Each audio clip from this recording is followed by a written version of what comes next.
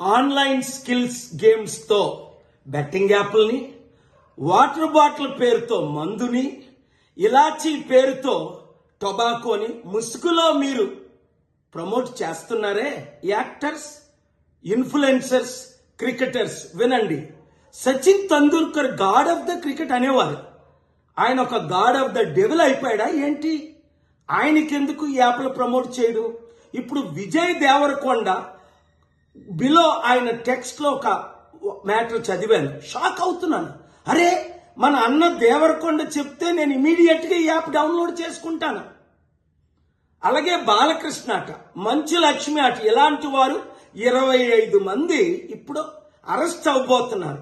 ఒకవేళ పోలీసులు వాళ్ళ దగ్గర పొలిటీషియన్స్ డబ్బులు తీసుకొని అరెస్ట్ చేయకపోతే వారందరినీ సుప్రీంకోర్టుకి నేను నడిపిస్తా.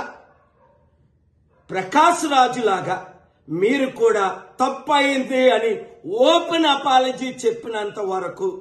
2, మీరు సంపాదించిన డబ్బు ₹1 అయితే 1 కోటి, 10 కోట్లు అయితే 10 కోట్లు, 980 మంది ఆత్మహత్యలు చేసుకున్నారు. అంటే వారిని మీరు నరహత్య చేశారు. మీ ఇన్ఫ్లుయెన్సర్ మిమ్మల్ని ఎంతో ఫాలో అవుతున్న ఈ ఫాలోవర్స్కి మీరిచ్చే గిఫ్ట్ ఇదేనా?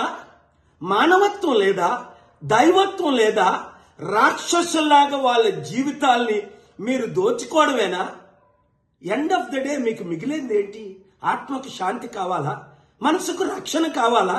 నెమ్మది కావాలా? ఫ్యూచర్ మంచి పేరు కావాలా? లేదా చరిత్రహీనులుగా మిగిలిపోవాలా? ఆలోచించండి.